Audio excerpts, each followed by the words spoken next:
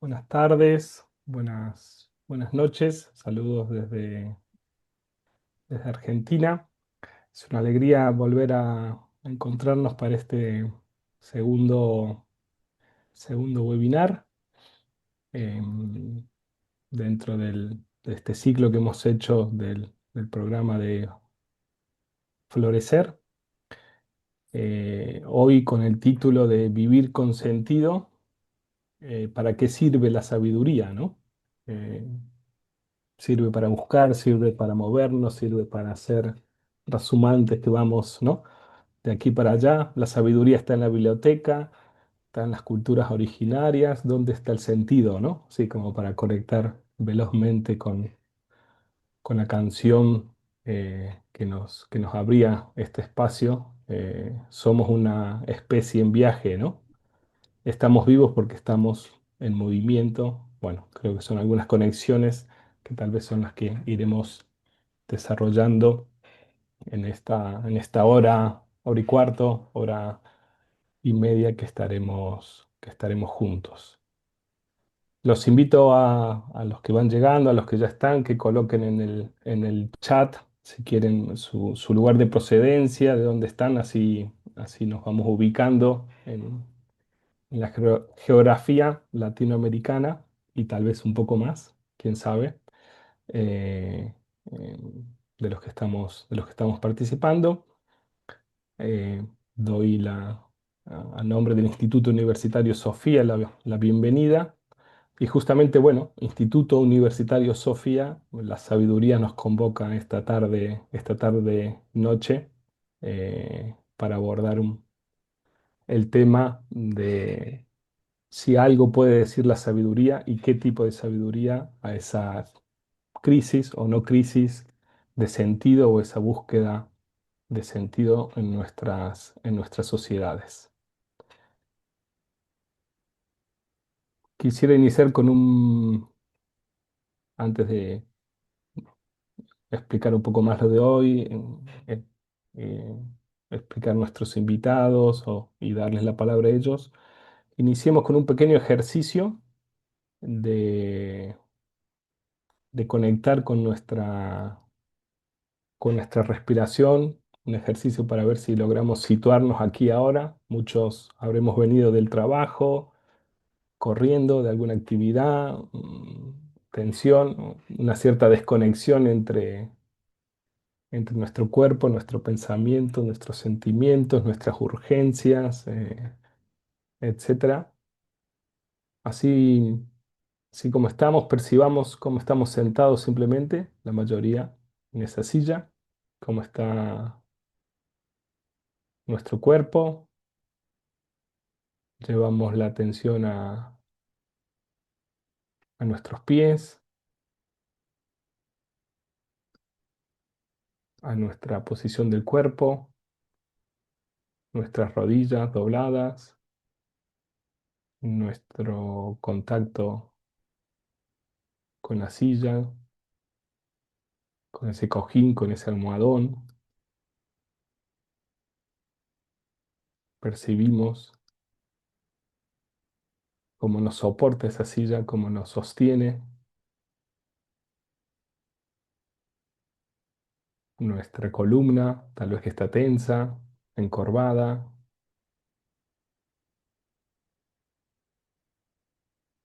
Percibimos nuestra respiración, así como está, puede que esté agitada, serena.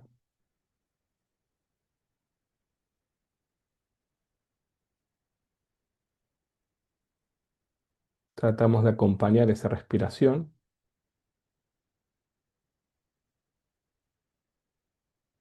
recorrido que hace desde la nariz, por la garganta, pulmones.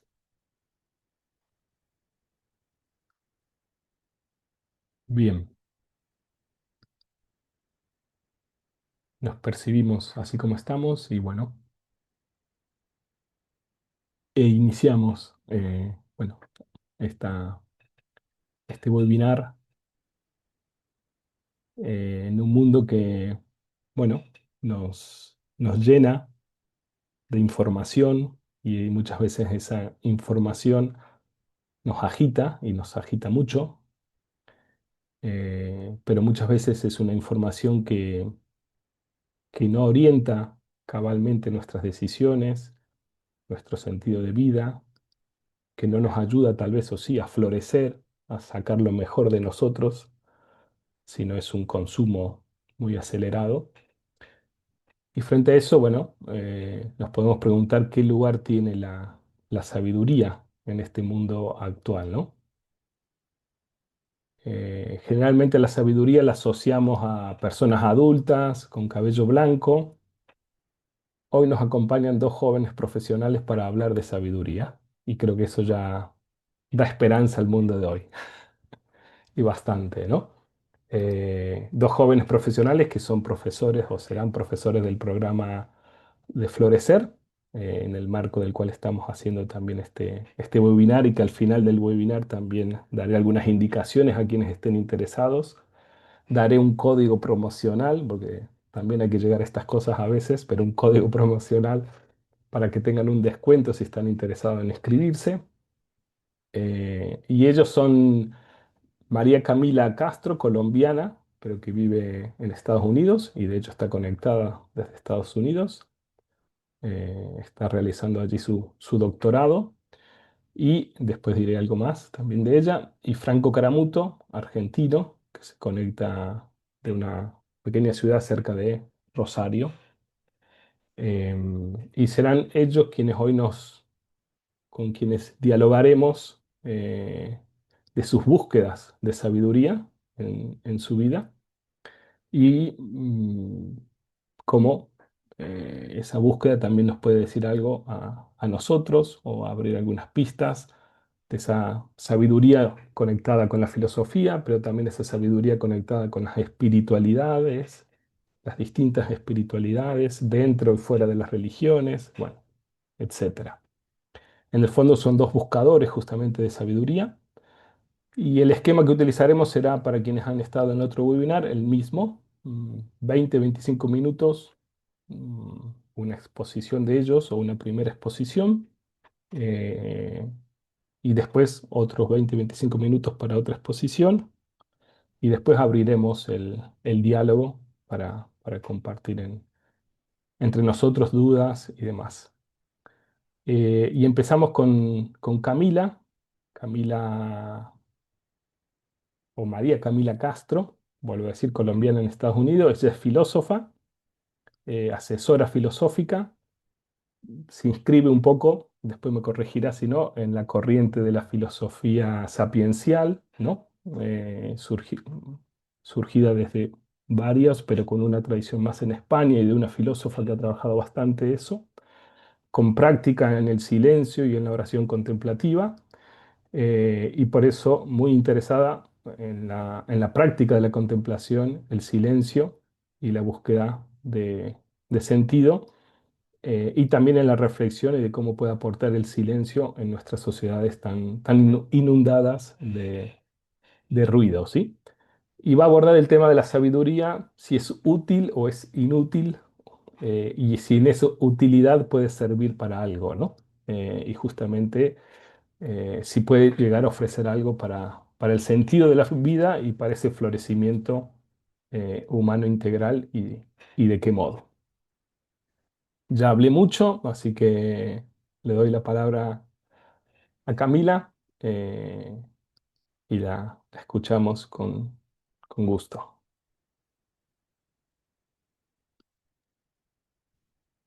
Muchas gracias, Lucas, por la introducción.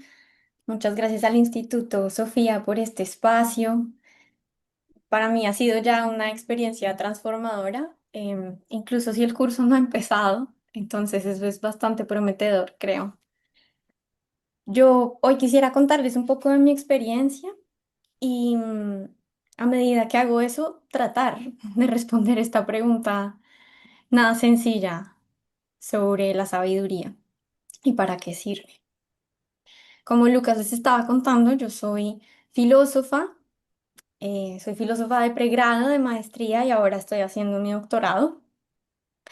Y es muy posible que para algunos la reacción sea como, pero ¿para qué te hiciste eso, María Camila? Como, ¿no? ¿Te gusta sufrir un poco? Y hay días que yo me pregunto lo mismo, ¿para qué? ¿Para qué me metí en esto? Pero creo que en el fondo la pregunta es la misma que nos está convocando hoy acá y es ¿para qué sirve la sabiduría? ¿Qué trae a nuestras vidas la sabiduría? Me imagino que muchos estarán familiarizados con pues, la raíz griega de la palabra filosofía, que hace referencia al amor por la sabiduría, y seguramente hay toda una constelación de características que relacionan con la filosofía, y es muy posible que en esa imagen piensen en un saber que es abstracto, que es complicado, que a veces es inentendible, muchas veces incluso está aburrido, que es muy especializado y que solo lo hacen pues unas personas que se dedican a eso. Y yo creo que esta idea de la filosofía ha contribuido al clima actual en el que creemos que la filosofía y por ende la sabiduría son, pues no tienen utilidad, son inútiles. Y muchas veces me han preguntado, ¿y eso para qué? Uno para qué estudia filosofía. ¿Para qué dedicarse a la sabiduría? Y es algo que vemos en nuestra vida diaria, en los colegios y en las instituciones de educación superior. Cada vez se reduce más el espacio que se le dedica a la filosofía. Incluso, pues, si en los colegios se le dedica un espacio, no es para los más pequeños, como tú decías, ¿no, Lucas? Como si la sabiduría no fuera, no le competiera a los más jóvenes en el desarrollo de su vida. Y cada vez más vemos que estas instituciones de educación superior las van desfinanciando, cada vez entra menos gente a estudiar filosofía, pero bueno, hay luciérnagas de esperanza como este espacio que provee el Instituto Sofía. Y a lo largo de ese proceso, pues yo me encontré mucho con el chiste de cuántos filósofos se necesitan para cambiar un bombillo. Y creo que eso hace referencia a la idea de que el filósofo vive en una torre de marfil, que muy rara vez baja de allá, que no tiene nada que ver con el mundo real. Y en ese sentido, pues la sabiduría no sirve para moverse en el mundo. Entonces, si yo les tengo que responder la pregunta ¿para qué sirve la filosofía? Les podría decir, pues no sirve para nada y apague y vamos. Pero resulta que esa respuesta viene de un punto de vista, no es una verdad sin más, sino que está motivada por unas razones. Y en particular viene motivada por el mundo en el que vivimos ahora, que es un mundo intensamente pragmatista. Y la pregunta que es preponderante en este momento es ¿para qué? Vivimos en un mundo de paraqueísmo. Y siempre se trata acerca de la función y de la utilidad ulterior que tienen las cosas. Entonces, si yo tengo ganas de aprender algo, seguramente me van a preguntar, ¿y para qué quieres aprender eso? ¿Qué buscas con eso? Si encuentro un pasatiempo, algo que disfruto hacer, y bueno, ¿y para qué hacer eso? ¿Para qué dedicarle tiempo, no sé, a pintar en acuarela? ¿Para qué descansar? Es una pregunta que nos encontramos mucho. Cuando yo pienso en mi experiencia y lo que a mí me llevó a los 17 años a decir que quería estudiar filosofía, creo que yo tenía unas razones muy claras, pero no me refiero a unos argumentos y a una cosa solamente cognitiva y racional, sino a que a mí me estaban atravesando unas preguntas vivenciales y, y por eso era que yo quería entrar a estudiar filosofía y en particular me acuerdo tener preguntas sobre la espiritualidad y sobre la religión y muy en especial sobre cómo era que podíamos decir que una sola tradición es la verdadera y que tiene la autoridad de decirle a otras que ella está en lo correcto y las otras no. Porque a mí me parece que en ese momento me parecía, ¿no? Vivimos en un mundo tan grande, tan rico, tan variado, que no es posible que haya solamente una forma y que de pronto, conociendo esas otras formas, nosotros también nos podíamos enriquecer en el camino. Entonces, creo que en mi adolescencia le hice unas preguntas de un corte teológico a mis papás que muy pacientes en ese momento intentaron responderme. Y creo que ahí ya había unas preguntas profundas que tenían que ver con la vida misma y también una sensación de que había como una pluralidad de saberes que distintas culturas han intentado responder a algo muy sustancioso que nos mueve a todos. Entonces, cuando yo entré a estudiar filosofía, pues al principio fue una época maravillosa porque sentía que por fin estaba en una comunidad en la que había muchas otras personas que también se sentían atravesadas por preguntas que tenían que ver con su vida.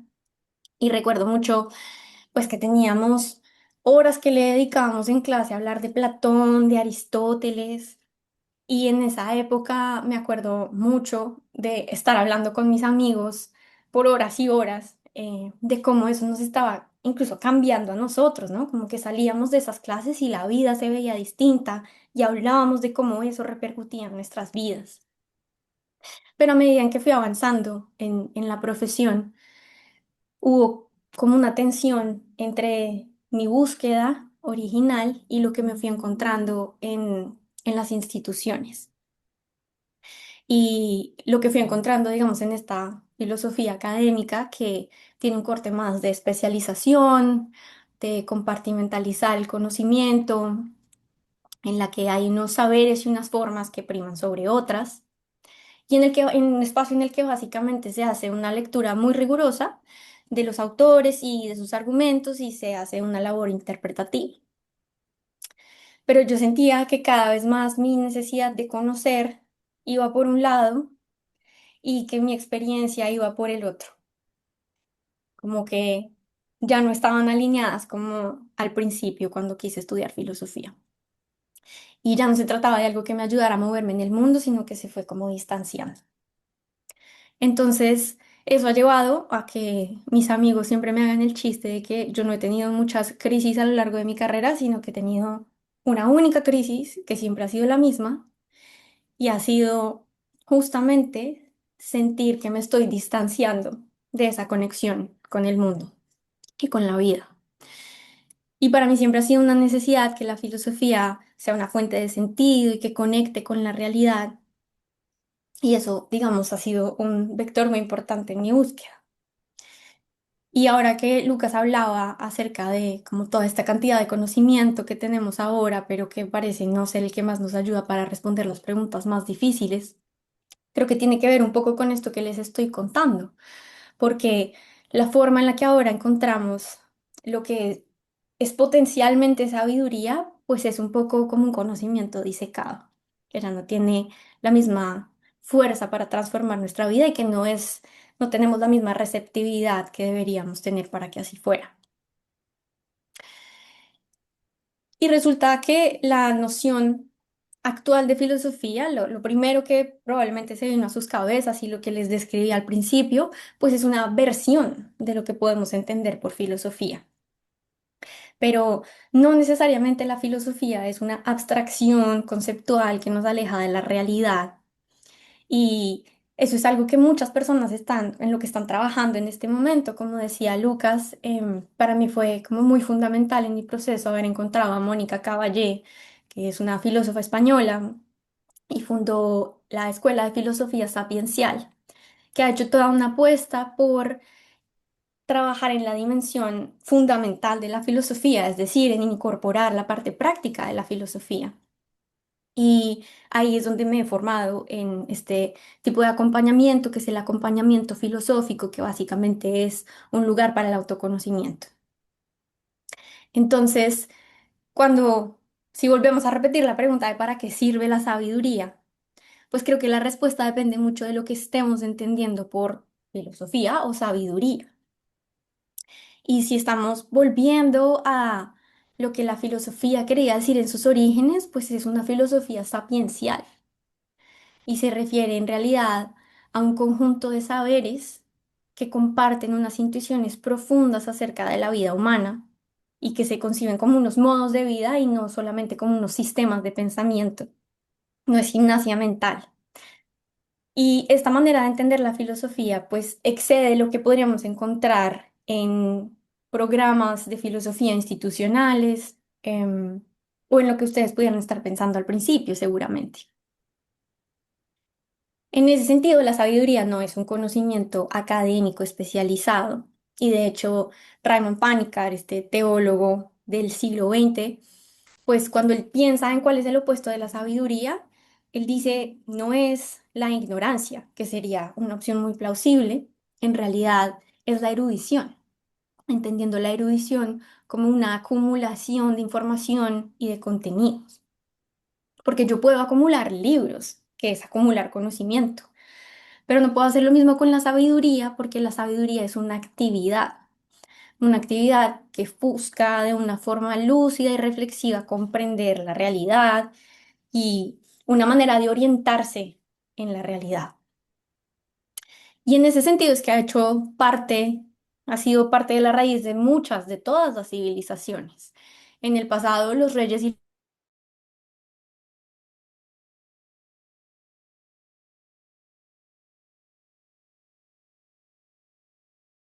si saben, me cuentan, el primer gobernante que le esté pidiendo consejo a los filósofos en vez de a los técnicos o a los gestores para solucionar sus problemas.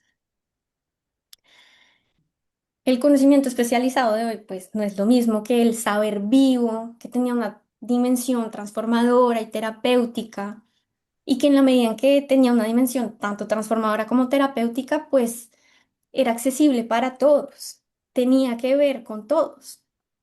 Y entonces, en ese sentido, podríamos decir que todos ustedes y yo estamos llamados a ser filósofos de nuestra propia vida. Y de pronto no se esperaban que iban a salir filósofos de este webinar. Y es un poco la misma idea que tiene Raymond Panikar cuando habla del monje nuevo, ¿no? Porque es esta idea de que monje en realidad es aquel que está en busca del centro, de lo fundamental, de quitar todas esas capas de añadidura y que no necesariamente se refiere a una persona que pertenece a una institución monástica. Esa es una manera de vivir ese llamado, pero uno lo puede vivir incluso desde la ciudad. Y en ese caso, pues ya no quiere decir que los límites son las paredes del monasterio, sino que nuestro monasterio se vuelve el mundo mismo, en medio de todo ese ruido y de la acumulación de información en la que tenemos que vivir también. Y bueno, entonces incluso si recuperamos esta noción sapiencial de filosofía de la que les estaba hablando, que puede ser una propuesta un poco más profunda, interesante, creo que hay un sentido en el que igual les tendría que responder que la filosofía no sirve para nada. Y es en el siguiente sentido. Cuando hablamos de utilidad, por ejemplo, un carro es útil, ¿sí? Un carro cumple la función de llevarme a un lugar, pero la sabiduría no funciona como un carro. Yo puedo comprar un carro para que me lleve a un lugar, pero yo no puedo obtener la sabiduría, yo no puedo ir a comprar y si alguien sabe dónde se compra y cuánto cuesta, me lo escribe en el chat que yo estoy interesada. Yo no puedo ir a obtener la sabiduría para que me lleve a unos lugares que yo previamente he decidido, que yo he marcado por adelantado en un mapa. No se trata de obtener sabiduría porque es que ahora todo me va a ir bien en la vida y me va a salir este negocio, porque ahora soy sabio, entonces ahora sí va a funcionar. Sí, la vida va a seguir siendo la vida humana, que tiene sus altos y sus bajos, y tiene dolores, tristezas, pérdidas, momentos de alegría, pero el lugar desde el que se viven va a ser distinto. Y en ese sentido, la sabiduría no se puede condicionar o controlar a mi propio gusto. Es libre y yo no la puedo poner a mi servicio. Es en ese sentido que la sabiduría a mí no me consigue nada. Yo no logro nada por medio de la sabiduría. Y bueno, a estas alturas ya es probable que un par de ustedes quieran cerrar el webinar porque María Camila no va a responder esta pregunta y Lucas se empiece a preocupar. Entonces hagamos un tercer intento. Y hasta ahora lo que les he propuesto es que revisemos lo que entendemos por sabiduría. No se trata de erudición sin más, sino de un camino vivo y transformador. Y también les acabo de decir que, bueno, incluso si hacemos ese cambio, tengo que seguir respondiéndoles que no es útil para obtener algo más. Entonces les propongo que nos concentremos en la primera parte de la pregunta, ¿para qué sirve? Y que revisemos cuál es la noción de utilidad que tenemos en mente. Nosotros solemos pensar en una noción muy específica de utilidad, como aquello que nos puede proporcionar un resultado, que sea provechoso, que sea interesante, que valga la pena. Y esa es una noción de utilidad instrumental, cuando algo me sirve como un medio para lograr un fin, cuando me dan los resultados prácticos, los hace posibles. ¿Para qué quieres comprar un carro? Yo quiero comprar un carro para ir al mercado. Es un medio para lograr un fin. Pero en ese sentido, lo inamovible en realidad es el fin, que yo quiera ir al mercado. El medio es prescindible, es intercambiable por cualquier otra cosa que cumpla la misma función. Entonces yo me podría conseguir una bicicleta, una moto, podría ir caminando al mercado. En ese sentido específico, la sabiduría no es útil, porque la sabiduría no es un medio para lograr un fin. No se trata de que yo voy a buscar la sabiduría para que entonces pueda tener casa, carro y beca, porque así no funciona. Y no es intercambiable. Y creo que justamente eso es un poco lo que pasa ahora en el mundo, y es que nos quieren vender un montón de experiencias y objetos como si fueran intercambiables con la sabiduría, pero en realidad están funcionando con la lógica de el medio y el fin. Si nos prometen muchas cosas, si tú te compras todas estas cremas, vas a ser bella. Y pues no, realmente no están respondiendo a lo que está pasando ahí debajo de una manera más profunda. Pero hay otra manera de entender la utilidad, una manera un poco más profunda de concebirla, y es la que le compete a las actividades o los estados que son útiles en sí mismos, que no tienen su valor, su sentido, su utilidad, porque dependan de un fin distinto a ellas mismas, sino que son actividades en las que el medio es ya el fin, como si el punto fuera el carro en sí mismo.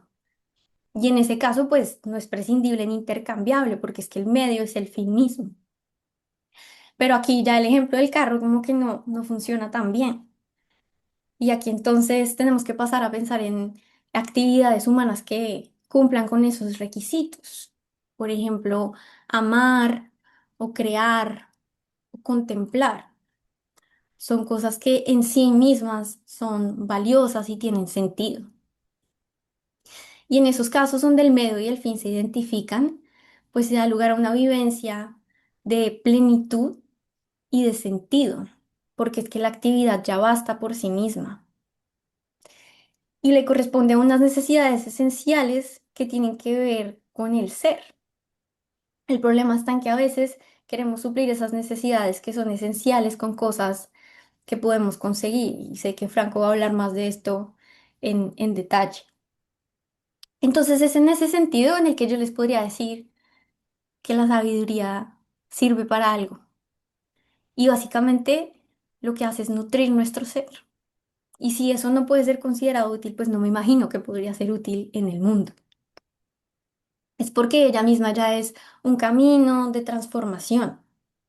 No se trata realmente de a dónde me va a llevar, sino en este momento por dónde me está llevando. Quiere decir que ya mi atención no está en ese paisaje al que voy a llegar, sino que está en el paisaje en el que me estoy moviendo en este momento, lo que puedo ver por la ventana en este momento. No es un medio para algo más, sino que en sí misma ya nos trae un montón de cosas. No se trata de buscar más, sino que se trata de estar presente en el punto en el que vamos en ese camino para no perdernos de la sabiduría. Si yo insisto en buscar o me quedo esperando, es porque estoy distraído. Un poco como esa historia del pez en el océano de Anthony de Melo, que hay un pez joven que se encuentra a un pez viejo en la mitad del océano y está muy preocupado y le pregunta al pez viejo, ¿tú has visto el océano? Y entonces el pez viejo le dice, pues es que estás nadando en el océano. Y así somos nosotros muchas veces. Y fíjense que aquí ya nos distanciamos mucho de la pregunta ¿para qué? Que fue de las que les hablé en el principio. La sabiduría es libre, que no depende de nada más. Y no se debe confundir la libertad de la sabiduría por inutilidad. La sabiduría no entra en esa lógica pragmatista y es útil la forma en que lo es justamente porque es libre. Y a su vez nos libera de ese paraqueísmo en el que vivimos, de siempre ponernos nosotros en el medio. ¿Cómo es que esto me trae algo a mí? Todo es en relación a mí. Por ejemplo, si pensamos en cómo abordar nuestra actual crisis ecológica, uno puede tener distintas actitudes para hacer eso. Si la pregunta es ¿para qué hay que ser más cuidadosos con el medio ambiente? Pues uno puede responder para ganar tiempo, porque el reloj está corriendo, para aplacar el miedo que sentimos también, ¿no? Puede ser una manera de evadir ese asunto del miedo, para reinventar la economía, porque tenemos que tener un sistema distinto que realmente coincida con las nuevas formas de explotación del medio ambiente. O tal vez podemos tener otra actitud que venga más desde una perspectiva sapiencial, que tiene que ver más con un cambio de conciencia de fondo. Y de pronto porque me reconozco como parte del cosmos, como los humanos no somos el centro de la realidad, pues entonces es en sí mismo valioso. Y de ahí se sigue que yo viva una vida en la que se reconozca y se actúe según esta comunión que somos con el cosmos. Entonces, bueno, la sabiduría no es útil en el sentido de producirnos un resultado que no sea ella misma, pero la buena noticia es que ella misma ya es lo que nos trae sentido. Pero yo sé que yo les dije que es algo que no podemos controlar según nuestro parecer. Y es muy posible que entonces la pregunta con la que queden es, bueno, y entonces, ¿cómo hace uno si quiere acceder a la sabiduría, si la quiere vivir? No hay nada que hacer, porque les dije que no se compra en una tienda y no me han llegado mensajes, entonces creo que por ahí vamos. Y creo que lo que pasa aquí es que la sabiduría tiene una dinámica distinta a nuestro afán en el que vivimos y a nuestra inmediatez y a nuestra necesidad de control. La sabiduría se mueve en la dinámica del hacer y el dejar hacer. Y esta comprensión es algo que a mí me ha llevado a cambiar mi proyecto de doctorado y es algo en lo que hoy en día pues trabajo mucho, como les decía Lucas, a mí me interesa mucho el silencio y creo que tiene que ver con el hacer, pero sobre todo tiene que ver con el dejar hacer. Y el silencio sin duda es una de las cosas que más nos cuesta en este momento. Por un lado, claro que tengo que hacer, porque la sabiduría no va a llegar tocando a mi puerta, aquí vive María Camila que necesita. Y tiene que ver con el hacer, porque es que la sabiduría se vive en primera persona. Tiene que ver con que yo me abra, me exponga, con un compromiso radical con la verdad, de ver la realidad, de dejar de verla a través de las capas y de las cosas que están en mi beneficio, como ese paraqueísmo. Y de hecho lo que ustedes están haciendo acá es ya exponerse. Y creo que este punto también tiene mucho que ver con el asunto de toda la información que tenemos, pero no nos ayuda a responder preguntas fundamentales. Y es que si uno se pregunta cuál es el tipo de información a la que tenemos acceso, pues hay de muchas calidades, pero una de la información que más recibimos es una información inmediatista y descontextualizada.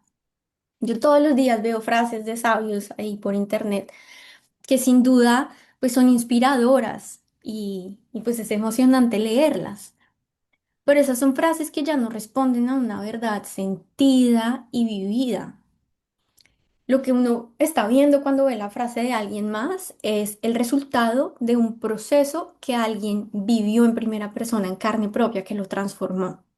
Y yo solamente me estoy viendo el final de la película. Con ver el final de la película yo no puedo pasar por ese mismo proceso. Entonces se convierte en un conocimiento de segunda mano. Pero la sabiduría no se vive de segunda mano. En Colombia dicen que la experiencia no viene en píldoras. Se tiene que vivir en primera persona. Y cuando la información que nos está llegando todo el tiempo es ese conocimiento de segunda mano, pues ahí hay un bache grande. Entonces, incluso todo lo que yo les estoy contando no me crean por creérmelo. Es más bien una invitación para que se den la oportunidad de vivirlo.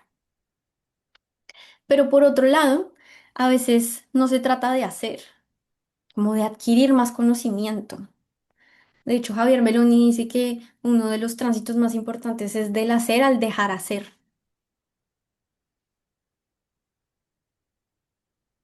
es importante no caer en esta ficción del control y del voluntarismo. Por el voluntarismo me refiero como a esta obsesión que tenemos con que yo puedo hacer todo lo que me proponga con mi propia voluntad y vivimos mucho en esa atmósfera hoy en día. Yo les decía que la sabiduría no es como un carro, o sea, yo no me lo puedo conseguir para que me lleve a tener una experiencia de plenitud profunda. No funciona así. Es más bien es un balance entre hacer y dejar hacer. No podemos hacer pasar a la sabiduría a nuestro gusto, pero sí podemos prepararle una morada. Esa es la expresión que usa Raymond Panica. Y creo que ese preparar la morada pasa mucho por quitarnos nosotros de en medio. Estamos obsesionados con meternos, con que nosotros podemos controlar el proceso hasta el final, con que nosotros lo podemos causar. Y parte de la apertura de la que les hablaba tiene que ver es con ese removerse. Lo que se necesita es una disponibilidad que no esté guiada por unos resultados. Y a este respecto, Simone Weil, que es una filósofa francesa del siglo XX, muy interesante porque fue filósofa, mística y activista social. Simone Weil es de las figuras que me parece que encarna el balance entre la vida interior y la vida externa, que era el tema del webinar anterior. Ella tiene esta idea del esfuerzo negativo y dice que muchas veces creemos nosotros que el esfuerzo solamente es activo, que el esfuerzo tiene que ver como con intentar con todos nuestros, activando todos nuestros músculos y contrayéndolos, de hacer que algo pase. Por ejemplo, de entender algo. Si yo me esfuerzo lo suficiente, yo lo voy a entender. Y ella dice que se nos olvida que el esfuerzo también es negativo, que hay un tipo de esfuerzo que se trata es de soltar, de esperar, de tener paciencia. Y dice que nosotros funcionamos, nosotros somos como plantas, que en realidad la única cosa que está bajo nuestro control es decir, si nosotros nos ponemos a la luz o nos quitamos de la luz. La maestra Ana María Schluter tiene una historia muy parecida, pero ella lo pone en términos de a veces la ropa se nos mancha y nosotros podemos restregar esa pieza para que se le vaya la mancha, pero no se va del todo. Y en ese caso lo único que queda por hacer es coger ese pedazo de ropa y ponerlo al sol y esperar a que sea el sol el que haga desaparecer esa mancha. Y ahí lo que hay es una confianza. Hay voluntad porque pusimos la ropa al sol, pero no hay voluntarismo. Y creo que en ese sentido es que le podemos preparar una morada. Esa es un poco la invitación, que restreguemos lo que podamos, pero que nos pongamos al sol porque eso en sí ya es valioso por sí mismo. Y ya para terminar, quería compartirles esta leyenda islámica con la que Panikar termina uno de sus escritos sobre la sabiduría y tiene que ver con esto de la serie El dejar hacer. Según la leyenda, Alá vio la situación en la que estábamos nosotros en el mundo y se preocupó mucho y entonces le pidió al arcángel Gabriel que bajara a ayudarnos. Y le dijo, es que el Corán es muy largo, es muy difícil, tal vez usted puede bajar y les explica de una forma más sencilla. Entonces el arcángel Gabriel salió felizmente a cumplir su misión. Pero resulta que se demoró un montón de tiempo y que cuando volvió, volvió sucio y volvió exhausto. Y entonces Dios le dijo, ¿pero qué pasó? ¿Pudiste cumplir con la tarea? Y Gabriel le dice, pues yo hice lo que pude, pero los hombres no tenían tiempo de escuchar. Nosotros podemos tener la voluntad de hacer espacio y tiempo para escuchar, para preparar esa morada, para empezar a prepararla. Pero hay algo después que ya no vamos a poder controlar y es ese dejarnos hacer, dejarnos afectar, tocar, dejarnos hacer en ese sentido. Y eso es lo que les quería compartir por hoy. Muchas gracias.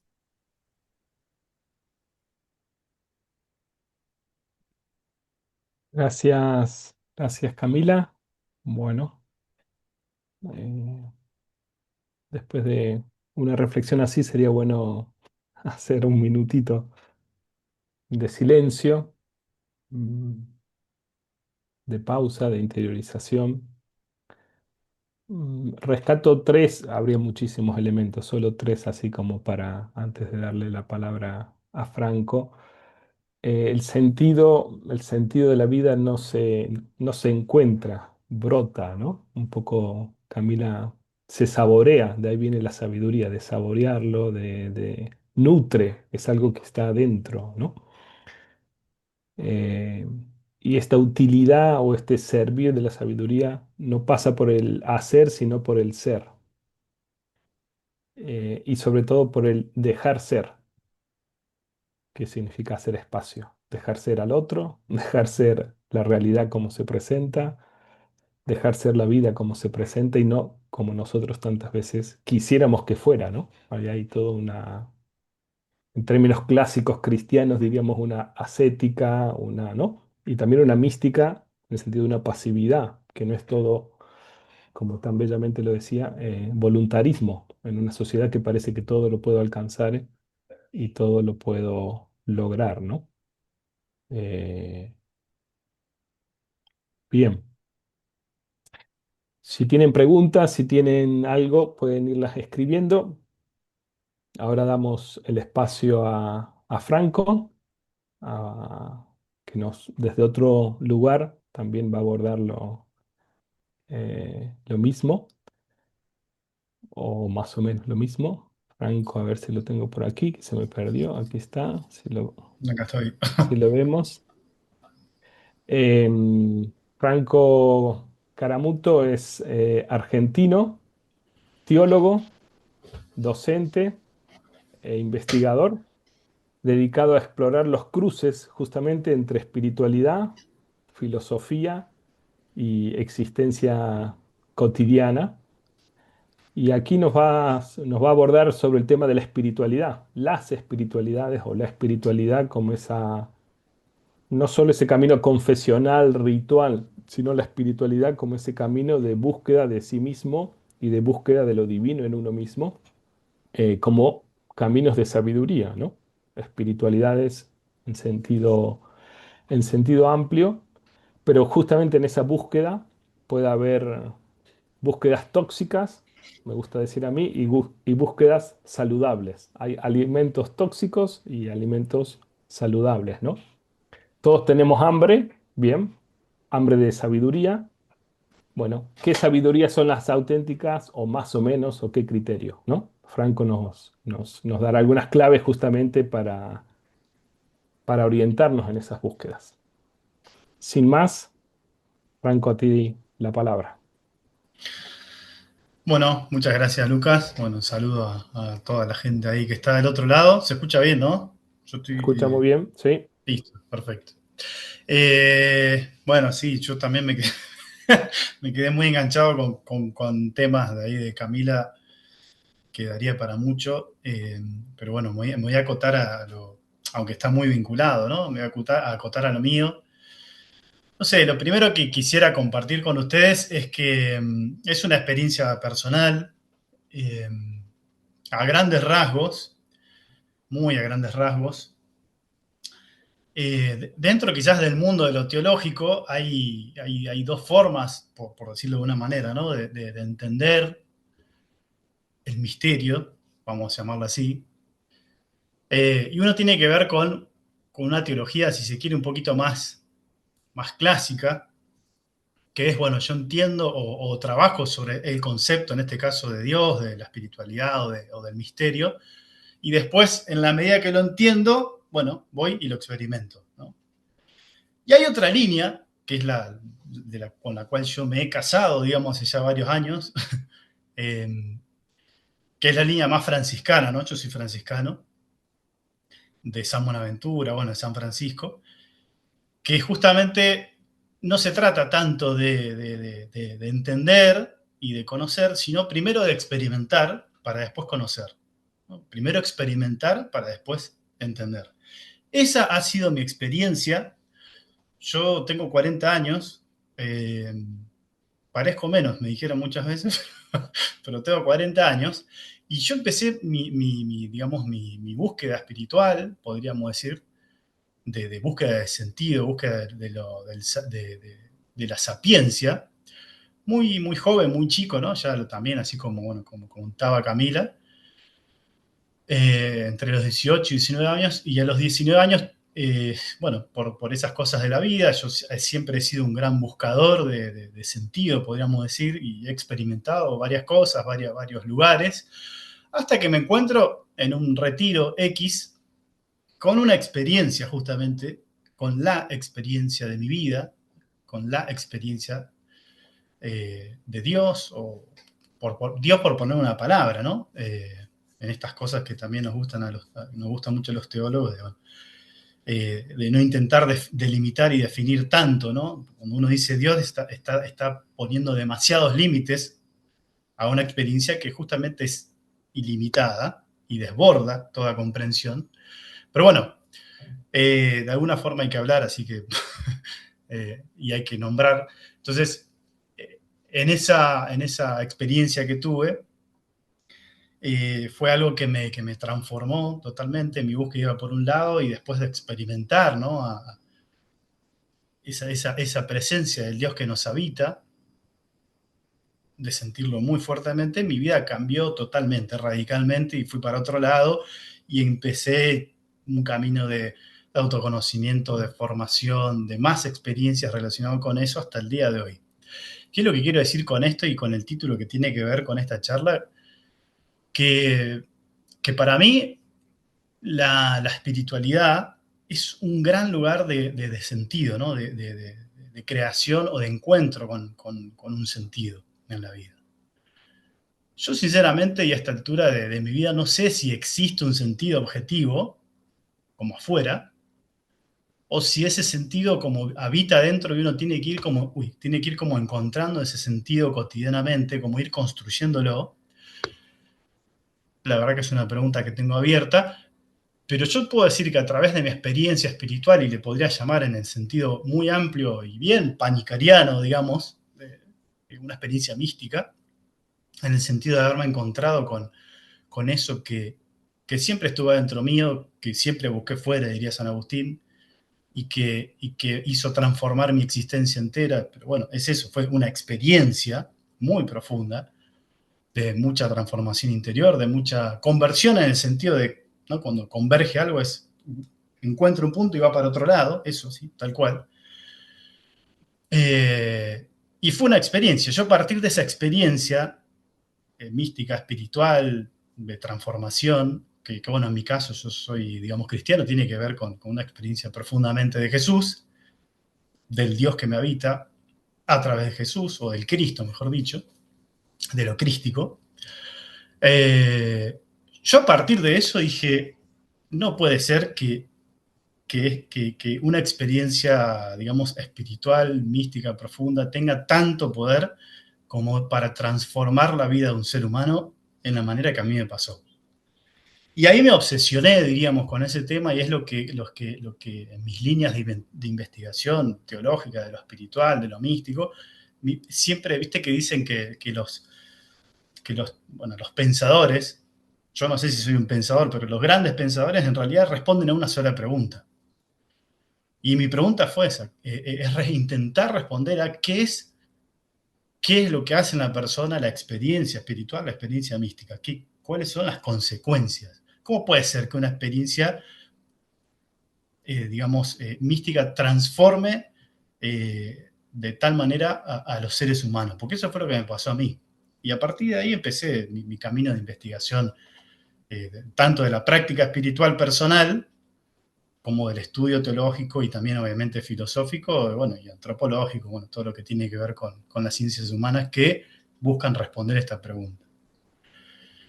Volviendo al eje de la charla, creo que la espiritualidad, por lo menos es la propuesta que hemos conversado acá con Lucas y Camila, y lo que yo propongo, la espiritualidad es un gran lugar de sentido, que construye sentido, que ofrece sentido, entendiendo que, como diría Víctor Frank, los seres humanos, en general, estamos más motivados por la búsqueda de sentido que por la búsqueda de placer. Bueno, ahí Víctor Frank entra en una discusión más con Freud y todo el psicoanálisis de que se busca el placer y que está perfecto, pero Víctor Frank va un poquito más allá y dice, a ver, los seres humanos lo que nos motiva es el hambre de sentido. Y esa fue mi experiencia, porque esa experiencia espiritual que después quise conocer qué es lo que hacía, por qué transformaba tanto, de alguna manera es algo que me llenó la vida de sentido hasta el día de hoy. Y un sentido que no es que, bueno, sé exactamente para dónde voy y cómo es. No, un sentido que es algo muy, muy profundo, muy íntimo, que al mismo tiempo se transmite hacia afuera, una forma sin forma, diría otro teólogo Garrido, pero que me conduce hacia algún lugar. No sé bien hacia dónde, pero hacia algún lugar. Con esto no quiero decir que, bueno, practica una espiritualidad o tal espiritualidad y encontrarás el sentido de tu vida. No, porque eso tiene que ver, vamos a hablar ahora, con con ciertas espiritualidades que hacen una promesa de llenar el sentido o de llenar ese hambre de sentido con cuestiones muy superficiales y hasta dañinas para la psiquis y las personas. Eh, Dicho esto, creo que vivimos, como bien dijo acá Lucas, y bueno, Camila también, o lo que yo llamo una crisis nutricional, eh, en todos los sentidos, una crisis nutricional integral, vamos a decir. Vieron que hoy en día se habla mucho de la nutrición, de la alimentación, y hay ciertos alimentos que nutren y otros que no. Por ejemplo, la comida chatarra. La comida chatarra da sensación de que nos está nutriendo, de que nos quita el hambre, pero en realidad, mejor dicho, nos quita el hambre, pero no nos nutre. Nos sacia, pero no nutre. Y eso trae severos problemas, alimentarse con alimentos que no nutren, sino que dan la sensación de nutrición. Y severos problemas me refiero cardiovasculares, digamos, neuronales, físicos, obesidad, no solo obesidad, sino también desnutrición. Pero creo que esa crisis también se traslada al mundo, si se quiere, espiritual o al mundo del sentido, ¿no? Tenemos un hambre impresionante de sentido, y eso lo veo porque también soy acompañante espiritual y me dedico a eso hace años.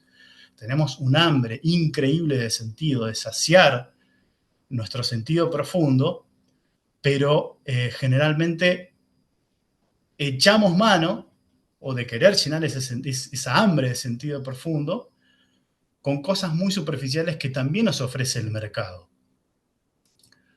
Es decir, hay una espiritualidad también vacía, superficial, que responde a la pregunta, como diría Camila, del para qué, o sea, instrumental, que da como opciones, muchas opciones, porque uno agarra las redes, lo que sí, tenés 10.000 millones de opciones de espiritualidad y cosas que vos ya no sabés qué es verdad, qué funciona, qué no funciona. Con esa promesa de que, bueno, si haces esto, digamos, yo voy a saciar el hambre de sed o de sentido de tu vida. Entonces, me parece que esto es peligroso, aunque a lo mejor no se hable mucho, pero es peligroso porque cuando uno está a merced de tantas cosas que andan dando vuelta y que buscan, o sea, querer darnos una respuesta que no es una respuesta, es peligroso. Porque lo importante es que nosotros como seres humanos tenemos esa necesidad de querer llenar ese sentido, esa hambre de la existencia. El tema es con qué la llenamos. Entonces, mi propuesta ahora es como decir, bueno, dentro del campo de las espiritualidades, vieron, no sé si en un shopping, la otra vez que fui al shopping a ver una película, la última hora, Odiseo creo que es, me pasó eso, ¿no? Que estaba en el patio de comida del shopping, en el medio de un patio enorme, rodeado de miles locales de comida. Entonces, yo sentía esa sensación de estar rodeado de un montón de ofertas y no saber exactamente cuál es la que me iba a nutrir mejor. Y creo que esa imagen de estar rodeados de ofertas y en un patio de comidas, en un shopping, también pasa con la espiritual. Y esa es mi propuesta, lo que quiero decirles ahora. O sea, como algunos criterios a tener en cuenta para, podríamos decir, delimitar, saber, señalar desde mi experiencia, ¿no? Porque esto me pasó a mí en mi propia búsqueda, yo también me encontré con un montón de espiritualidades que eran ficticias o que eran una ilusión, con un montón de prácticas que me prometían el reino, por decirlo de una manera, y en realidad, en la medida que yo me metí en esos lugares, solamente generaba más vacío, más tristeza, más depresión. Entonces, dentro de este mundo de espiritualidades, quisiera hablar de aquellas espiritualidades, usando estas palabras, que no nutren, que dan la sensación de saciedad, pero que no nutren, que no llenan la búsqueda del misterio. O sea, no voy a decir cuál espiritualidad, porque eso sería demasiado tendencioso.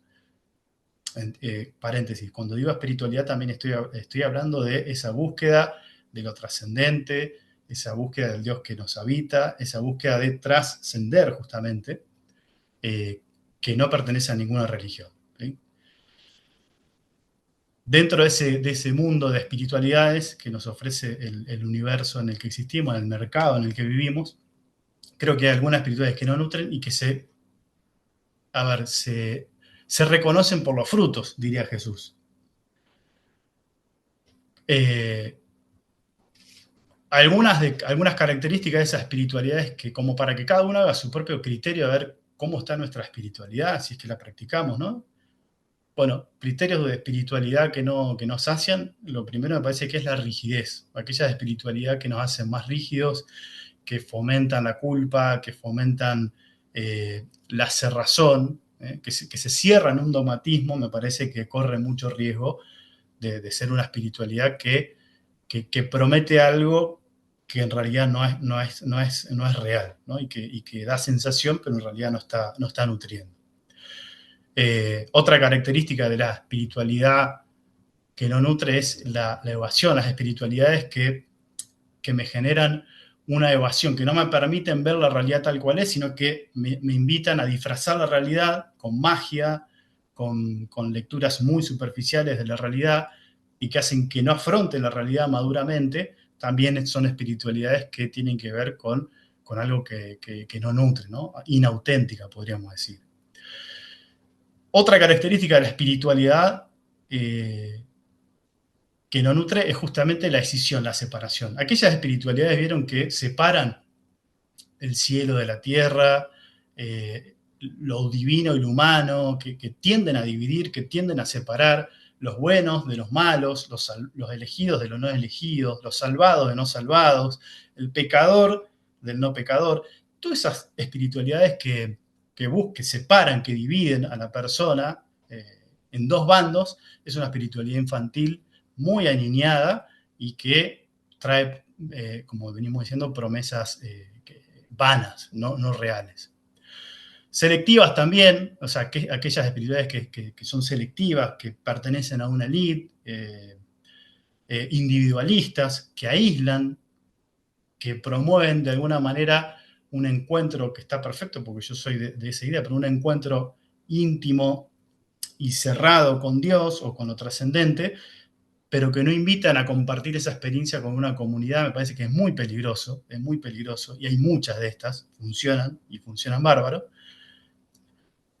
Otra característica es la desintegración, aquella espiritualidad que desintegra, es decir, que no integra nuestras sombras, ¿no? Que no integra lo mejor y lo peor que tenemos, que no integra nuestras partes más luminosas con nuestras partes más oscuras, ¿no? Espiritualidades que solo elevan la parte luminosa en detrimento de nuestra parte, si querés, que le falta trabajo, que le falta iluminación, etc., ¿no?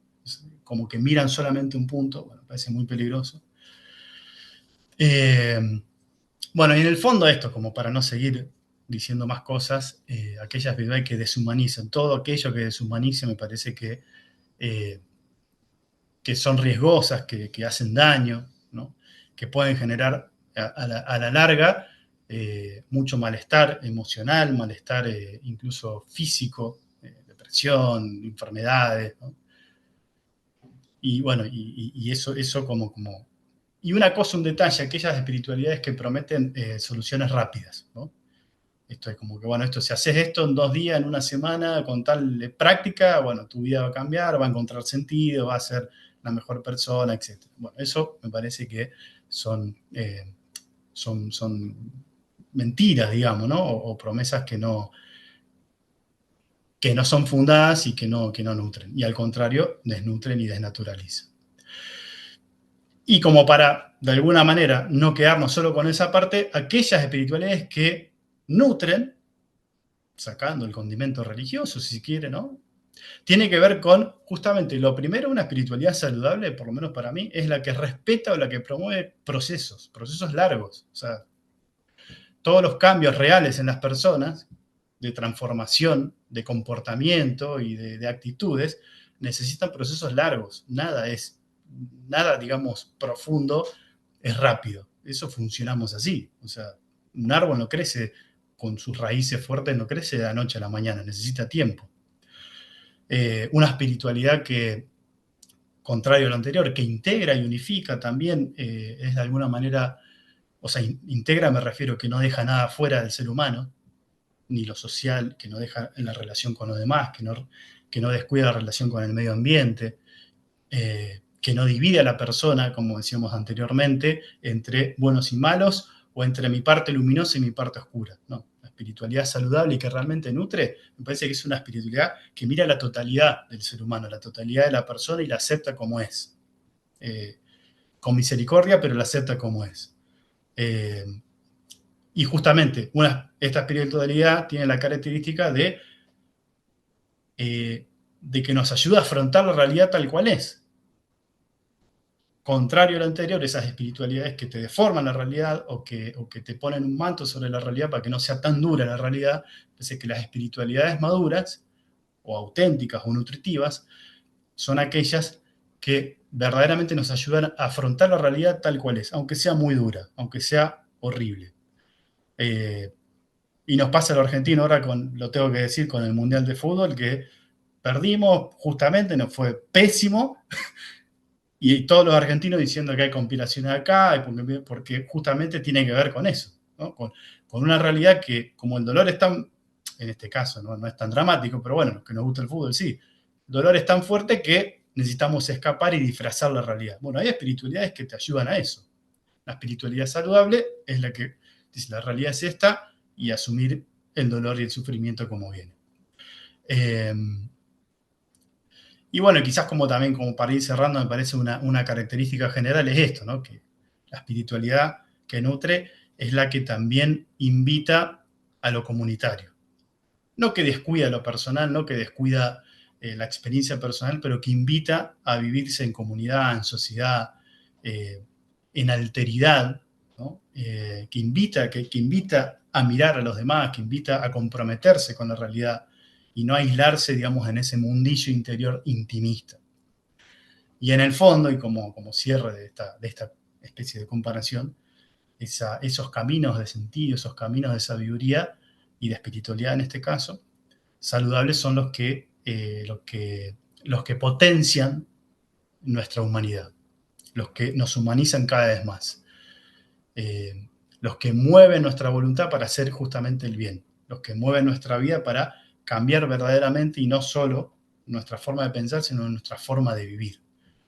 Lo que diría Jesús también es una vida en abundancia, es decir, cómo yo puedo evaluar a grandes rasgos mi espiritualidad. Bueno, si mi espiritualidad me mueve a ser mejor persona, me genera una vida más plena para mí, para los demás, es porque evidentemente es una espiritualidad que me está nutriendo, ¿no? Y que no es una fantasía.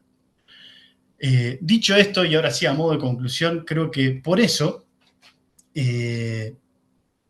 mi intención era un poco esto, era compartir y provocar este juego de lo que nutre, lo que desnutre, para ver cómo estamos cada uno, ¿no? Que podamos hacer un propio análisis, pero también a entender que a nivel comunitario, social, creo que faltan espacios donde podamos ofrecer este acompañamiento de espiritualidad, este acompañamiento de formación de sentido, este acompañamiento, si se quiere, de sabiduría, como creo que algo decía Camila también, en un mundo en donde todo es ruido, donde, donde hay tanta dispersión, donde hay tantas ofertas, justamente lo que venimos diciendo, y que no sabemos qué es lo que nos sirve, qué es lo que no nos sirve, me parece que ofrecer o conectar con espacios y lugares comunitarios que brinden la posibilidad de profundizar en estas cosas son muy necesarios y te diría en este momento de la existencia urgentes, porque, eh, eh, porque las personas, vuelvo a decir, estamos necesitadas, siempre lo estuvimos, pero creo que más que nunca estamos hambrientas de sentido, hambrientas de misterio, y las propuestas que hay dando vueltas, algunas son muy, muy, pero muy poco saludables. Entonces, aportar desde acá ya es aportar un montón a la humanidad desde nuestros lugares, desde nuestros espacios, y nada, bueno, y por eso de alguna manera estamos acá intentando, desde donde puedas, de donde podamos, aportar un poquito, ¿no? a esto, ¿no? A esto en esta cultura. Eh, bueno, no, ya está. Podría seguir, pero basta, ya son 20 minutos.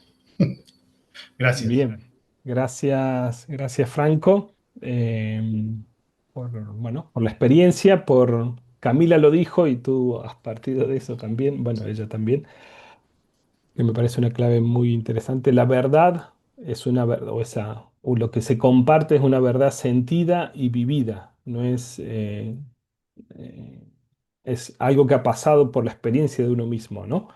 Y desde allí se genera un conocimiento, una intuición que puede ser esta sabiduría justamente y que tanto tú, Franco, como Camila lo han compartido, ¿no? Ese nutrirse interior que ha dando frutos en su vida. Y esta clave, que me parece muy sugerente de Franco, de espiritualidades o búsquedas que nutren y otras que desnutren o que no alimentan realmente, ¿no? Y el nutrir tiene que ver con algo, para sintetizar, con lo integral, o sea, con algo que nos integra en todas nuestras dimensiones humanas, que nos integra con los demás, que nos integra con la realidad y con la sociedad, y que exige, Franco no utilizó esa palabra, pero es clave, creo, discernimiento. Discernimiento es saber autoconocimiento, leer las situaciones, rumiar, masticar. Es el proceso lento de la digestión, no es algo instantáneo y- y veloz, ¿no? Bien, tenemos unos 15 minutos, abrimos de diálogo. Em, si hay algunas preguntas, pueden irlas escribiendo. Veo que aquí van llegando algunas. Voy leyéndolas y ahí vamos viendo con Camilo.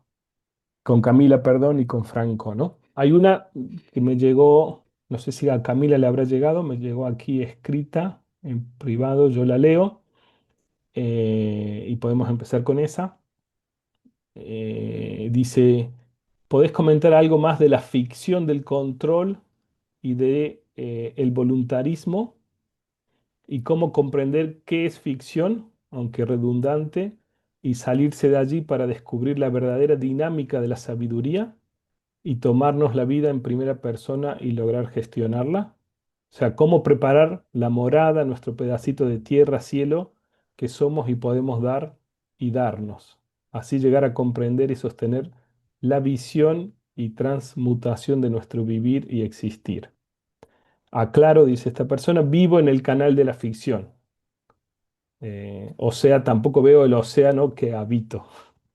Bien, algunas claves. No sé si se entiende la pregunta, Camila. Sí, sí, sí. ¿Sí?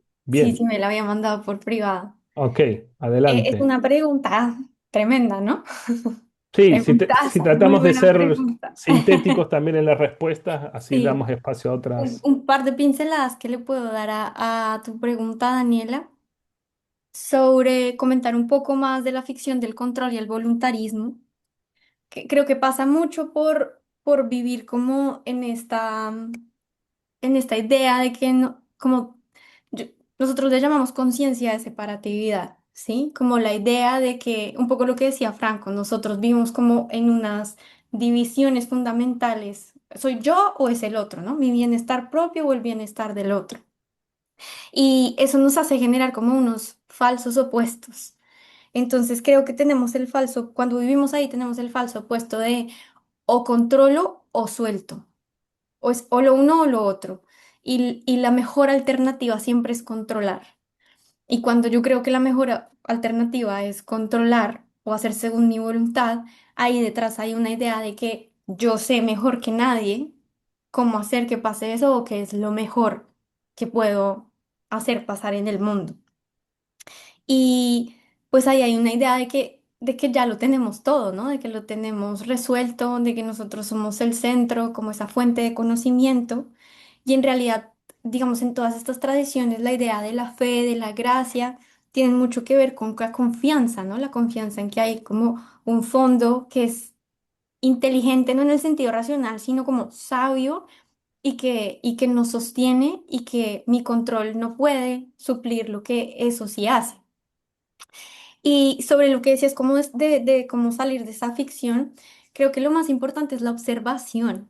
Y lo que pasa es que como la historia que les contaba al final, nosotros le dedicamos muy poco tiempo a escuchar, a observar, estamos mucho acá en la cabeza o en la inmediatez de cómo toda esta, lo que dice Franco, toda esta comida que nos botan, ¿no?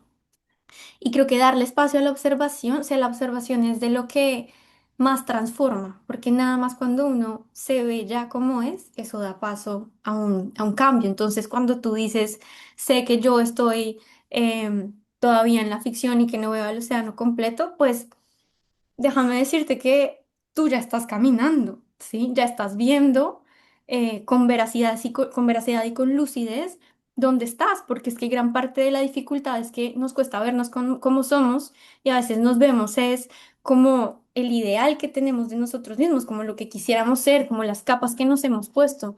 Y hay mucha valentía, hay mucho coraje, hay mucha verdad en nada más ya verse a uno mismo como uno ves, ¿sí? En el escalón en el que uno va. Uno quisiera ir tres más adelante, pero la respuesta verdadera es donde estoy ahorita. Entonces ahí ya hay un camino hacia como desintegrar esa ficción.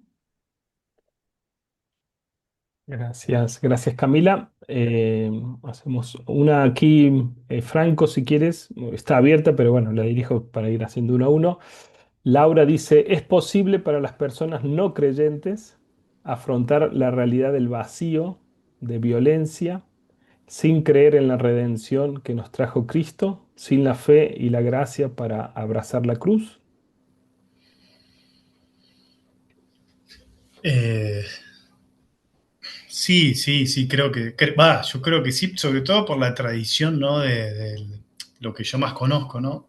Del budismo zen, en donde también ahí, quizás desde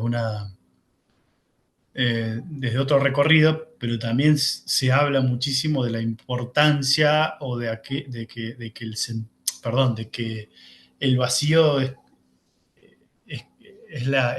tiene que ver con la totalidad de la existencia, ¿no?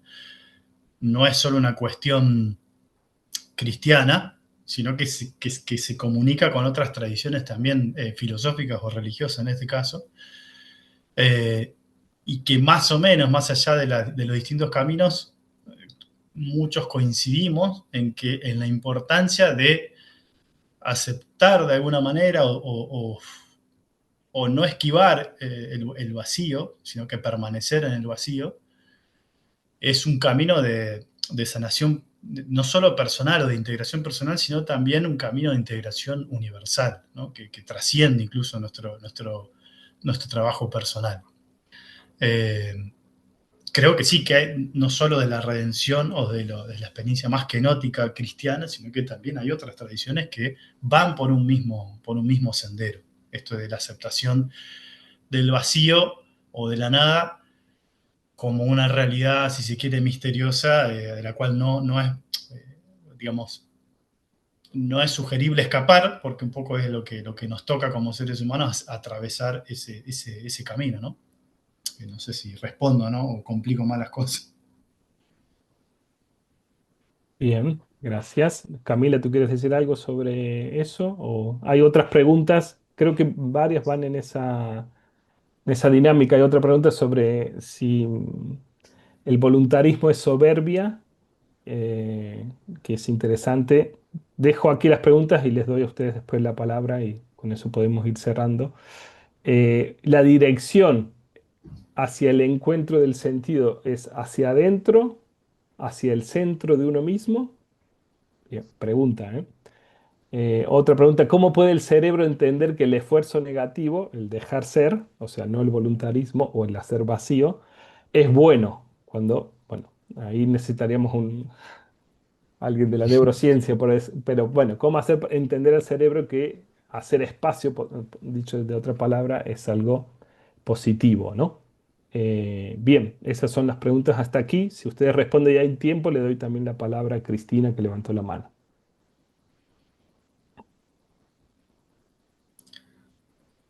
¿Quieres arrancar tú, Franco? Dale. Sí, bueno, no, es que estaba pensando, pero algo, para ver, vuelve a la pregunta esa. Eh,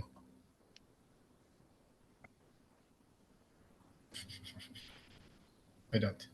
La dirección, no, la dirección hacia el encuentro del sentido hacia adentro, hacia el centro. Eso me gustó. No, creo que casualmente, justamente los dos dijimos algo parecido. Eh, Ayúdenme ustedes, que acá somos conocedores, entre comillas, de Panikkar. Panikkar hacía una distinción muy interesante entre lo privado y lo personal, ¿no? Como la experiencia mística o la experiencia espiritual era personal pero no privada, ¿no? Porque en el sentido que lo privado siempre corre el riesgo de terminar como encerrándose y aislándose en uno mismo. Sí, personal, porque obviamente es personal, pero no quiere decir que... Es más, Pánica decía eso, que toda experiencia mística es comunitaria, siempre, aunque se dé en el lugar más recóndito del universo. Eh, Dicho esto, no sé por qué traje esta frase, pero digo, me parece que hay una especie de búsqueda, por lo menos yo voy a hablar de mi experiencia también, ¿no? De que yo necesité de un camino de interioridad, lo necesito todavía, pero en primeras instancias, de un camino de interioridad, de ir hacia adentro, pero no para quedarme ahí, que ha sido una tentación, ¿eh? Yo lo digo como, ha sido para mí una gran tentación quedarme ahí adentro porque a mí me encanta la introspección, me encanta, digamos la quietud, yo también practico contemplación, bueno, me encanta. Estuve en un retiro zen ahí con Ana María Schutter en algún momento de Ujú. mi vida. Eh, lo disfruto mucho, pero he corrido muchas veces el riesgo de encerrarme y quedarme ahí porque es un lugar que por lo menos para mí es seguro. Entonces, pero para mí la búsqueda es, voy hacia adentro para después desconcentrarme, en el sentido, me concentro para desconcentrarme hacia afuera, ¿no? En esta suerte de irradiación hacia los demás. Creo que es un ciclo, una cosa como un poco de despliegue, que va hacia adentro, pero después necesita salir hacia afuera para después volver una vez más hacia adentro de una manera como un círculo de retroalimentación, una cosa así, ¿no? Creo que los dos grandes riesgos son o me quedo afuera todo el tiempo o me quedo adentro todo el tiempo, ¿no? El que sería el quietismo y el activismo, tan presente en las tradiciones, por lo menos cristianas, ¿no? Sí, bueno, creo que Franco respondió esa muy bien. Yo comparto mucho lo del em, el querer quedarse como adentro, ¿no? A veces está tan a gustito y es tan calientito y tan como y nadie lo interrumpe a uno, no lleva el tiempo que quiere. Pero parte de mi proceso creo que ha sido como descubrir que eso puede ser una parte, ¿no? Como que uno a veces necesita ir adentro, pero que después eso tiene que ver con salir y a mí eso siempre me hace pensar en la transfiguración, ¿no? Que no se trata de quedarse allá en el monte, sino después de bajar y volver y estar con los otros. Y en ese sentido yo diría también que es el centro, porque es que el centro no es privado, ¿no? Al final lo que somos en el centro es esta comunión que también tiene que ver con los demás. Em, Sobre lo del voluntarismo, yo pues puede haber, ¿no? Cada quien tiene que observarse para ver qué hay detrás, pero creo que sí puede estar relacionado con la soberbia, con esta idea de autosuficiencia, de que yo lo puedo y lo sé mejor. Y sobre la pregunta del cerebro, pues claro, yo no soy neurocientífica, pero creería que el asunto del esfuerzo es algo aprendido, que no es una cosa que esté inscrita en nuestro como disco duro y que lo que pasa es que la hemos retroalimentado mucho, ¿no? Pero ahí creo que lo que hay es la práctica. Y por eso, por ejemplo, hay muchos retiros de contemplación, incluso ejercicios de los que hablan los neurocientíficos, de cómo hacer cosas que sean no hacer, como nada más ponerle atención a la respiración que parece no hacer, y eso se entrena.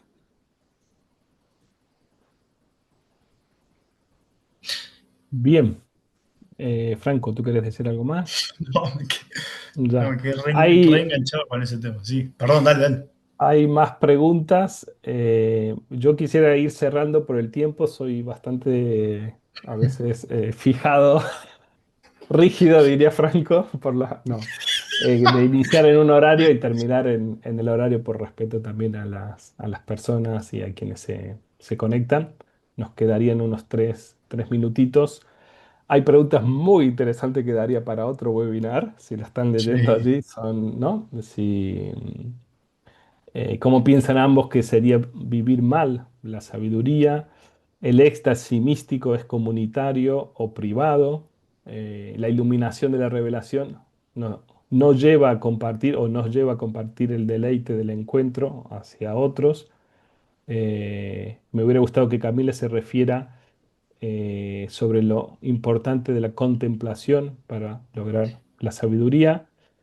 Cristina Moro que quedó con la mano alzada. Le voy a dar la palabra a Cristina si en un minuto va a decir algo. Luego voy a decir algo del programa Florecer, porque me parece importante. Y voy a terminar dándole la palabra a Camila y a Franco para que cerramos con eso. Así van pensando algo sobre las preguntas que he leído o están en el chat. Cristina, tú levantaste la mano. Si quieres decir Gracias. algo, Bueno, brevemente, sí, adelante. sí, gracias. Buenas noches. Bueno, tengo una pregunta y es, ¿en qué momento podemos llegar a confundir? Bueno, claramente hay que dejar de hacer para hacer y de alguna manera soltar ese control, pero ¿en qué momento eso puede llegar a confundirse con un acostumbramiento a contextos y realidades que no son sanas, creyendo que es una postura en el que estamos poniendo en práctica la sabiduría y que, por ejemplo, nos acostumbremos a cosas que en definitiva, eh, o sea, que no queramos como luchar contra ciertos contextos que incluso pueden hasta poner en riesgo los derechos humanos, como con la excusa un poco de hay que dejar hacer, hay que soltar, y que eso nos lleve también a un inactivismo que no permita que también haya una transformación social, ¿no? Que también es necesario hacerla en medio de una serie de situaciones que, pues que como humanidad necesitamos trabajar de manera colectiva. Y a veces yo lo he escuchado de algunos espacios espirituales donde como que así todo el mundo esté afuera en caos y en guerra, como hay que seguir aquí sentados en el silencio. Entonces, no sé, eso a veces me choca un poco. Gracias. Gracias por tu pregunta, Cristina. O sea, mi charla iba a durar 10 minutos más por este tema, porque siempre me dan nervios cómo dejar eso ahí en punta. Entonces, gracias por preguntar. Porque además es muy, muy al lugar, ¿no? Ahorita. Yo creo que el dejar hacer es distinto del conformismo, son dos cosas distintas. Y estoy de acuerdo en que puede ser difícil saber dónde estoy. Y por eso creo que lo que decía la observación es crucial. Es que cuando uno va en modo automático, es muy, como que es muy fácil creer que es mi voluntad, pero era voluntarismo, que era dejar hacer, pero era conformismo. Por eso creo que como que uno a eso es a lo que se refiere el autoconocimiento, ¿no? Como estar observándose uno constantemente. Pero me hace pensar mucho lo que dices, me hace pensar mucho en el monje budista Thich Nhat Hanh, porque justamente él fue el que dijo, ¿cómo no podemos estar más aquí sentados? O sea, la guerra de Vietnam está pasando. Yo tengo que ir a hacer algo. Y yo creo que gran parte de lo que a uno lo moviliza a actuar tiene que ver también con nutrir ese centro. O sea, yo estoy muy convencida de que si yo quiero hacer algo en el mundo, si quiero hacer un buen cambio en el mundo, lo que escuchamos, ¿no? Como tengo que tener algo para dar, ¿no? Y que tiene que venir como, como de un lugar en el que lo que yo haga realmente pueda traer un estado mejor de las cosas, no que sea como por saciar una culpa a veces, ¿no? Una culpa interna de que es que hay tanto sufrimiento y yo no estoy haciendo nada, sino que realmente sea porque voy a poder aportar algo. Entonces creo que las dos se nutren la una a la otra y creo que sí es importante tenerlo, así como tú lo dijiste con todas sus letras, tenerlo muy presente porque ya lo dijo Franco, eso es uno de los indicativos de que puede ser una espiritualidad, lo que decía Lucas, tóxica, si es solo para mí. Si es solo para mí, los demás no me importan, eso probablemente no es dejar hacer.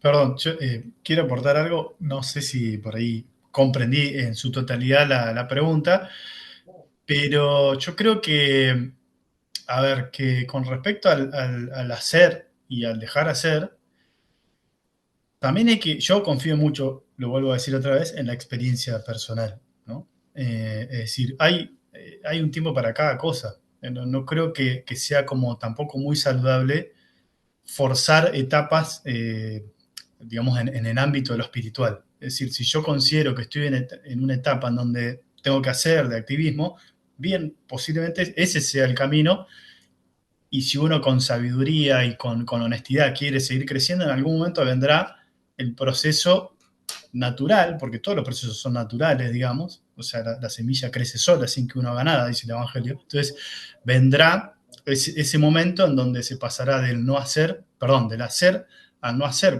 porque no es que uno, me parece a mí, se puede entrenar, puede hacer una práctica, pero como todas las cosas hermosas de la vida suceden solas, sin que uno las fuerce, ¿no? Y en este caso me parece que también hay un momento para cada cosa y que eso sea como un fruto, como algo, como una iluminación, como una experiencia, como un don, si se quiere. Porque si no se corre el riesgo de forzarlo y todo aquello que es forzado para mí termina siendo no saludable, ¿no? Eso. Bien, gracias. Abrimos, bueno, en el chat hay unos aportes muy interesantes, ¿sí? También. Fabricio levantó la mano, ya que le dimos la palabra a Cristina. Fabricio, brevemente, te escuchamos.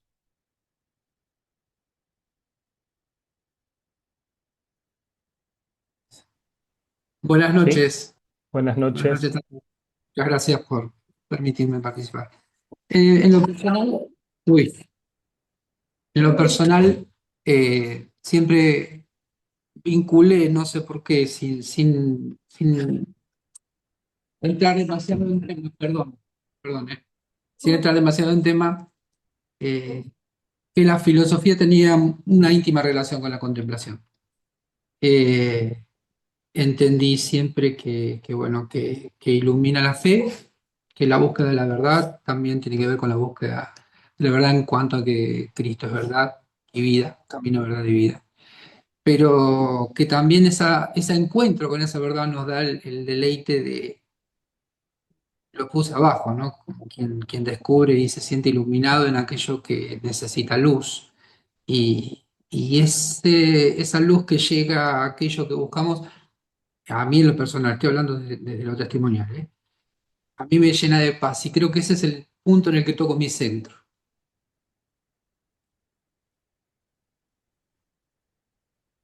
Gracias. Gracias. Gracias, Fabricio, por lo que compartes. Pues de hecho la raíz de teoría viene es de contemplar. Entonces, para mí, la mitad de el quehacer filosófico es contemplación. No es solamente como, ¿no? Pues la argumentación y el cuestionamiento, sino que tiene que ver con la contemplación y en sus orígenes fundamentales la tenían muy clara. Entonces, comparto mucho lo que nos cuentas sobre tu experiencia. Sí. Aportando eso nomás, me parece hermoso, ¿no? Todo lo que se va dando, ¿no? Buenaventura, justamente San Buenaventura, quizás decía eso, como hablando en términos muy, muy simbólicos, ¿no? Pero el ápice de la experiencia espiritual es la fruición, o sea, el gusto, el gozo. Que pues el gozo lo puede hacer un niño de 1 año como una persona de 99 años, no depende de lo que haya hecho en la vida. Entonces, esto que decía acá Fabricio, que estamos hablando, la experiencia como espiritual profunda también produce eso, como el gozo, la fruición de ese encuentro con, más allá del nombre, digamos, de esa experiencia. Creo que el fruto profundo es el gozo, digamos, ¿no? Y que eso ya es una experiencia en sí. Eso. Bien, gracias.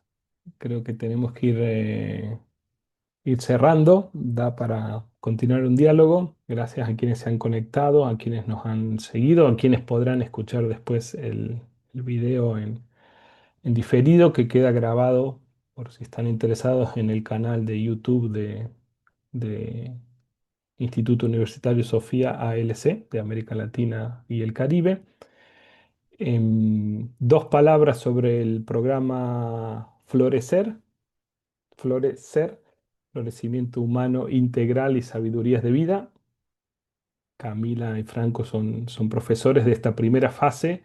La primera fase es germinar desde dentro y el proceso del autoconocimiento a través de clases, a través de ejercitaciones, a través de comunidades de aprendizaje, a través de ejercitaciones que después tendrán una devolución, o sea, no es solo teoría, sino un camino de reconexión, podríamos decir, con el propio cuerpo, una revisión de las propias ideas también de cómo explicamos e interpretamos el mundo, y abrir un espacio en ese ritmo de productividad que muchas veces no logra tocar ayudarnos a acercarnos a ese centro de cada uno de nosotros, que es el centro de Dios y es el centro de la realidad, porque no son centros distintos. El centro es uno y todos vamos hacia ese centro, ¿no?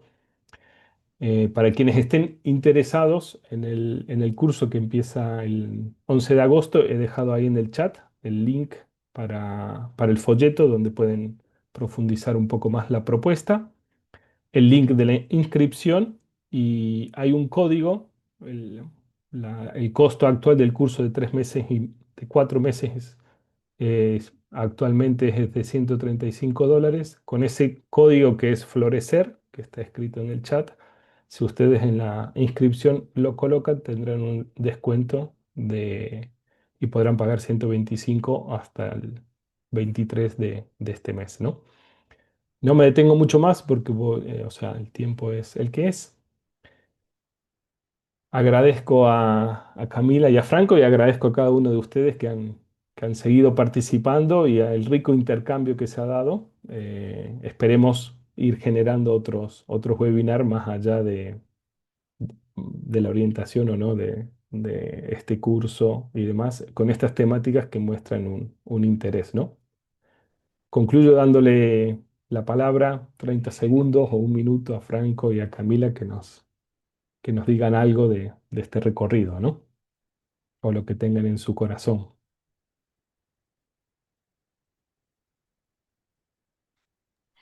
Em, pues bueno, pues primero agradecerles a todos por estar acá.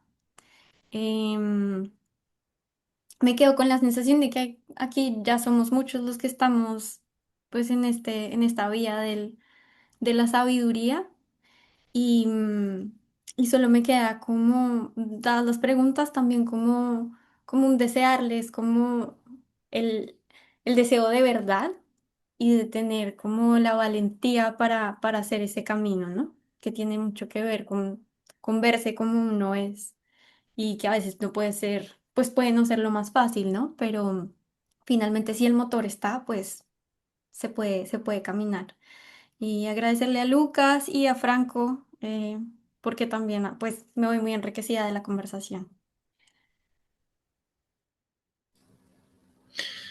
Bueno, también agradecido por el espacio, por la interacción, por lo que se ha dado acá. Me parece que es una experiencia. Estoy muy muy contento, con muchas ganas también de justamente de hacer silencio un rato.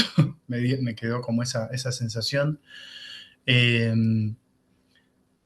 Básicamente eso, y como un deseo es, nada, ojalá que nos podamos volver a encontrar, porque mi pasión también es esta, tiene que ver con esto, con comunicar la experiencia y desear que todos, que todos podamos tener esa experiencia, ¿no? Esa experiencia que hablábamos hoy, de lo espiritual, de lo misterioso, de lo trascendente, porque seguramente muchos la tuvieron, pero bueno, si no la tuvieron, siempre hay tiempo para eso, siempre Dios puede sorprender.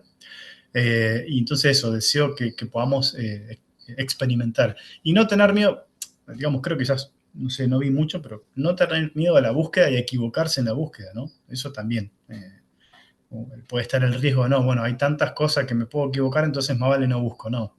Es preferible, como diría en su momento Francisco, el Papa Francisco, ¿no? Una búsqueda dañada y no una búsqueda que se queda, digamos, encerrada por miedo, vamos a decirlo así, parafraseando eso. Gracias.